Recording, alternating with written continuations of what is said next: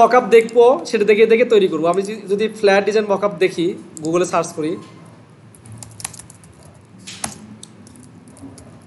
এই যে flat design mockup, সবাই মনোযোগ দেন, কেউ মাউস চাপিয়েন না, সবাই মনোযোগ দেন এদিকে। দেখেন এখান থেকে ধরেন এই যে এটা আমি কপি করব, ঠিক আছে? যে কোনো একটা আগে আমাদের কপি করতে হবে, মকআপ আগে কপি করতে হবে, ঠিক আছে? মকআপ আগে কপি করতে হবে।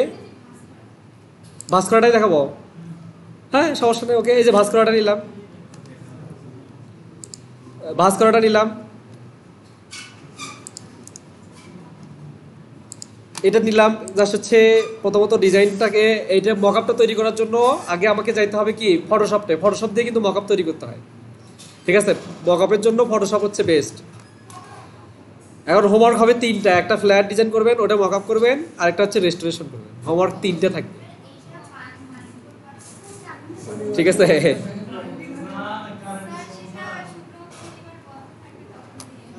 হ্যাঁ মকআপ কালকে, আচ্ছা হোমওয়ার্ক যদি নাও দেই কালকে, হোমওয়ার্ক কালকে পরীক্ষা হবে না?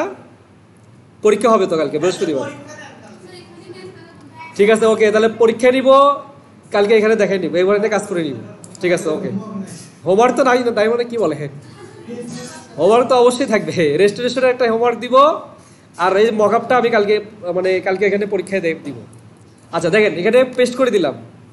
পেস্ট করে দেওয়ার পর এই যে পেন টুল দিয়ে, দেখেন এই পেন টুল দিয়ে আগে ব্যাকগ্রাউন্ডগুলো, হ্যাঁ ভিডিও হচ্ছে, হ্যাঁ পেন টুল দিয়ে আগে হচ্ছে ব্যাকগ্রাউন্ডগুলো তৈরি করব, ঠিক আছে?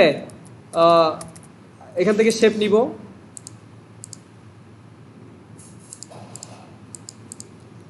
শেপ নিলাম, নিয়ে এখান থেকে হচ্ছে কালার নিব, এখান থেকে যে কোনো একটা কালার দিই আগে, দিয়ে এইটাকে নিচের লেয়ারে দেই, দিয়ে এখান থেকে কালারটা অ্যাপ্লাই করে দিই। কালার কি চেঞ্জ হয়েছে? হ্যাঁ চেঞ্জ হয়ে গেছে, দেখ চেঞ্জ হয়ে গেছে, চেঞ্জ হয়েছে। আচ্ছা এরপর এটা কিন্তু প্রথমত আমার কালারটা আসেনি, আমি যখন এটা নিচের লেয়ারে দিছি, নিচের লেয়ারে দিয়ে আইড্রপার টুল দিয়ে ক্লিক করার পর কালার চেঞ্জ হচ্ছে। বোঝা গেছে কি? বুঝতে পারছেন? বোঝেননি? বোঝেনি? দেখেন এই যে শেপ, শেপ নিলাম, শেপ নিলাম, দিয়ে এখান থেকে যে কোনো একটা কালার দিলাম। এখন এই শেপটা কিন্তু আমার নিচের লেয়ারে আছে।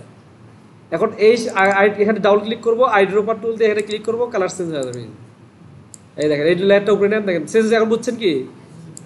আচ্ছা বুঝলেন। এই অপোজিট পাশে আর একটা কালার নেবেন, আর একটা শেপ নেবেন। এখানে কিন্তু শেপ নিলেন, নিয়ে এখানে কালারটা অ্যাপ্লাই হয়েছে। হওয়ার পরে আবার এখানে ডাবল ক্লিক করলেন, এখানে আইড্রপার টুল দিয়ে এই কালারটা অ্যাপ্লাই করে দিলেন, দেখেন ঠিক আছে? দেখেন এখানে কিন্তু কালারটা চেঞ্জ হয়ে গেছে, দেখছেন? চেঞ্জ হয়েছে না? বোঝা গেছে কি? বুঝছেন? এখন এখন করণীয় হচ্ছে আমি ফুল সাইজ, মানে কত, 8 ইঞ্চি, 8.5 inch by 11 inch, 8.5 inch by হচ্ছে হাইট স্পেস হচ্ছে 11 ইঞ্চি দিলাম। একটা শেপ নিব, এই শেপটাতে জাস্ট একটা কালার অ্যাপ্লাই করব, কালার অ্যাপ্লাই করলাম, হ্যাঁ ইচ্ছে মতো, হ্যাঁ। এখন এইটাকে আমি রাইট বাটন ক্লিক করে কনভার্ট টু স্মার্ট অবজেক্ট করতে হবে, আমার এইটুকুই কাজ, convert to smart object. Smart object পড়ার পর এটাতে আমরা এডিট করবো, তার আগে কিন্তু এডিট করা যাবে না। এখন আমি কি করবো, এটাকে শর্ট করে দিব। শর্ট করে দেওয়ার পর যে কোনো একটা অ্যাঙ্গর পয়েন্ট মিলাইলাম, দেখেন এই যে অ্যাঙ্গর পয়েন্ট মিলাইছি। কিন্তু আমি এখন কার্ভ করে অ্যাঙ্গর পয়েন্টগুলো মিলাতে চেষ্টা করবো, এই যে কার্ভ করে অ্যাঙ্গর পয়েন্টগুলো মিলানোর জন্য চেষ্টা করবো। এরপর হচ্ছে ডিস্টর নিব, রাইট বাটন ক্লিক করে ডিস্টর। যখন আমরা কার্ভ করে ছোটো করে দিব তখন কিন্তু আমাদের একটা যে ডিরেক্ট সিলেক্ট হয়ে যাবে। এখন আমরা ডিস্টর নিব, নিয়ে এই যে অ্যাঙ্গর পয়েন্ট মিলাই দিব, ঠিক আছে? অ্যাঙ্গর পয়েন্ট মিলাই দিব, এই যে ঠিক আছে, এই যে অ্যাঙ্গর পয়েন্ট মিলাই দিব, এই যে অ্যাঙ্গর পয়েন্ট মিলাই দিব, অ্যাঙ্গর পয়েন্ট মিলাই দিলাম। এখন কার্ভটা করবো কিভাবে? রাইট বাটন ক্লিক করে দেখেন এখানে ওয়ার্প দেওয়া আছে, ওয়ার্প টুল। এই ওয়ার্প টুলের মাধ্যমে এখান থেকে এই যে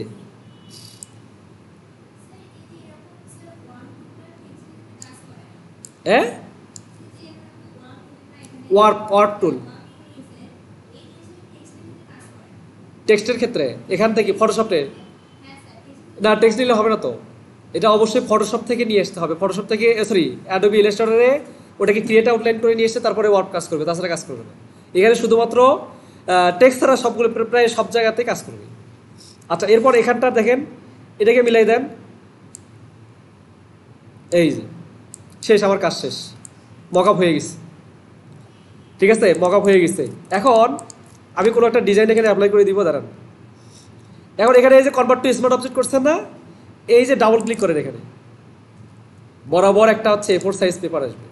এখান থেকে জাস্ট যে ডিজাইনটা এখানে অ্যাপ্লাই করে দিতে চান, আমার ডিজাইন ফ্ল্যাট ডিজাইন কই, আচ্ছা এই যে কালকে যেটা হোমওয়ার্ক দিচ্ছে এটাই নিয়ে আসি, এখান থেকে এখানে জাস্ট বসাই দিলাম, এই যে ডিজাইনটা বসাই দিলাম।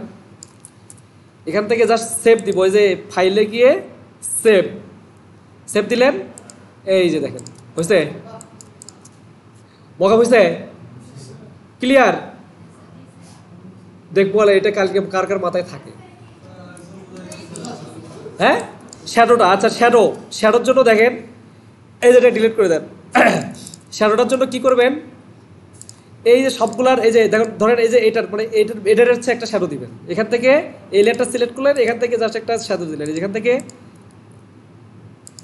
এই পর্যন্ত একটা হচ্ছে শেপ নিলেন। এই শেপটার কালারটা হবে ব্ল্যাক কালার, ব্ল্যাক কালার নিলেন। এটাতে জাস্ট হচ্ছে কি, এইটাতে হচ্ছে ব্লার দিবেন, গ্লোসিয়ান ব্লার।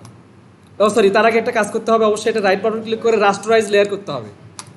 রাস্টারাইজ লেয়ার করে ফিল্টার থেকে ব্লার, এই যে হ্যাঁ, একটা শেপকে কোনোভাবে ব্লার ইফেক্ট দেওয়া যাচ্ছে না, এই জন্য ওইটাকে আমি ইমেজে পরিণত করছি, তারপর দিছি। আচ্ছা, এরপর হচ্ছে নিচের ব্যাকগ্রাউন্ডটা সিলেক্ট করে এটাকেও আবার ওই যে এখান থেকে নেন, হ্যাঁ শেপ নেন, নিয়ে এখান থেকে ব্ল্যাক কালার করে দেন। হ্যাঁ, আচ্ছা, এখন এটাকে জাস্ট একটু উপরে তুলে দিতে হবে, দিয়ে এটাকে হচ্ছে রাস্টারাইজ করতে হবে, এটাকেও জাস্ট ব্লার দিতে হবে, এই যে বোঝা গেছে কি? হ্যাঁ, উপরেটা কি হচ্ছে, ও গোলাপি ব্যাকগ্রাউন্ড, হ্যাঁ এটার উপরে তুলে দিতে হবে। ব্লারগুলো হচ্ছে এই যে যেটা ব্লার করছি না, এটা সবগুলো একটু উপরে থাকবে। কোন সাইড গোলাপি হয়েছে, এই যে এই অংশগুলা, হ্যাঁ এটা তো ওই রকমই হবে, ছায়া না, এই যে যেটা আমরা কপি করছি সেটাতে যদি যাই, দেখো এই যে